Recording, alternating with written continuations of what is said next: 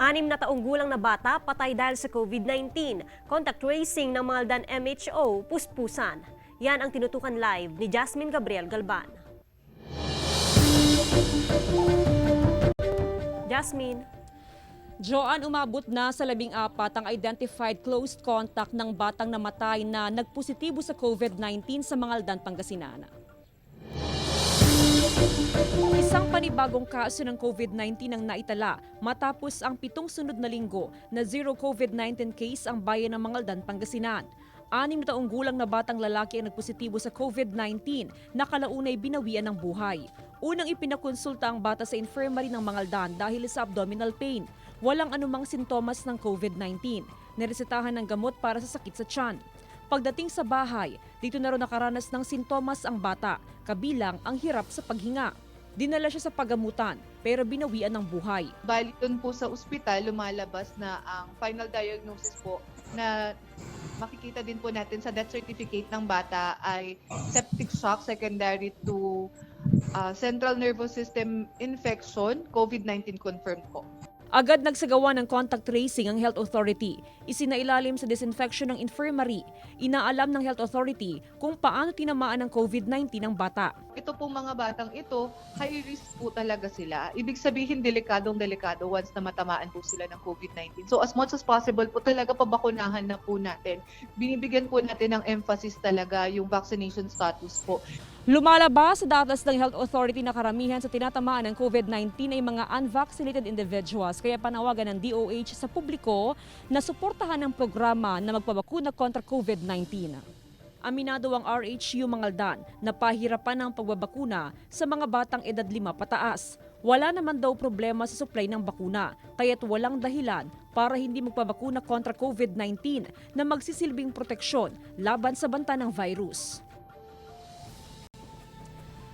Joan, sa monitoring ng RHU Mangaldan, lahat ng identified close contact ay bakunado. Pero magkaganon pa man, sila ay under monitoring pa rin ng Health Authority, partikular ng BHERTS. Sila ay imomonitor sa loob ng 5 araw. At sa loob ng 5 araw na sila ay kakitaan ng sintomas ng COVID-19, ay sila ay kinakailangang isailalim sa antigen or swab testing. Sila ay pinayuhan sa ngayon na hanggat maaari ay huwag na munang lumabas ng bahay, mag-isolate na lamang muna, and after 5 days na wala namang sintomas ay pwede naman na silang makalabas ng kanilang mga bahay. Ang pinakapanawagan pa rin, Joan, ng Health Authority ay ang pagpayag ng mga magulang na mabakunahan yung kanilang mga anak, especially yung edad na 5 to 11. Mas lesser kasi yung chance na mahawaan sila ng virus. Pangalawa, if ever man na sila ay tamaan ng virus, ay hindi ganun ka-severe, naaabot pa sa pagkamatay yung kanilang sasapitin. Ibig sabihin, napakataas talaga ng percentage na effective yung bakuna. Samantala, pinapayuhan din ng Health Authority yung mga kababayan natin na bakunado na mag-ingat pa rin, sundin pa rin yung minimum health standards, magsuot pa rin ng face mask, at syempre, bagamat bakunado, huwag magpakakampante. Joanne? Jasmine, ano ngayon ang ginagawa ng Health Authority para makumbinse o mapataas pa ang bilang ng mga magpapabakuna, lalo na sa mga edad 5 hanggang 11?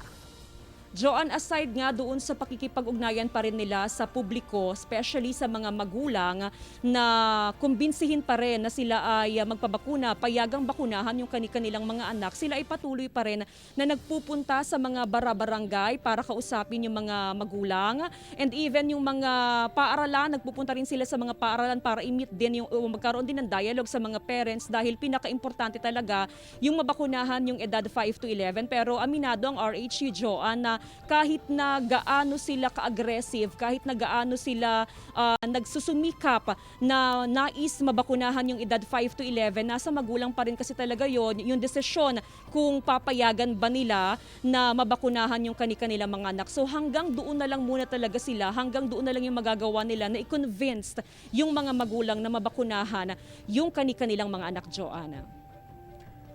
Base na rin sa huling tala, Jasmine, ng RHU, ilan pa ba yung target population para nga mabakunahan sa PEDYA category? Sa Mangaldan, Pangasinan, Joan, ang target na ang total population ng PEDYA, iyan yung 5 to 11 years old ay nasa 16,875. 70% yung kanilang target na kung saan ay nasa 11,813.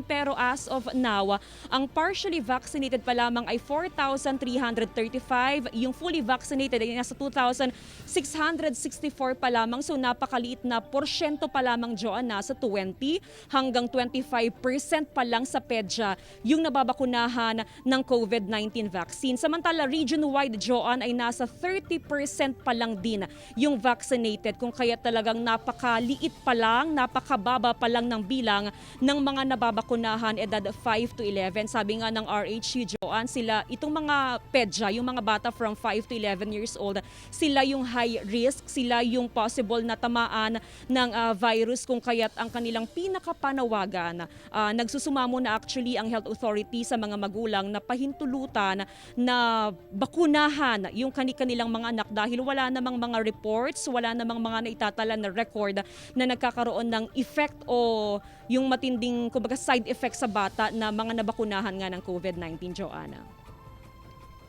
Maraming salamat, Jasmine Gabriel Galban.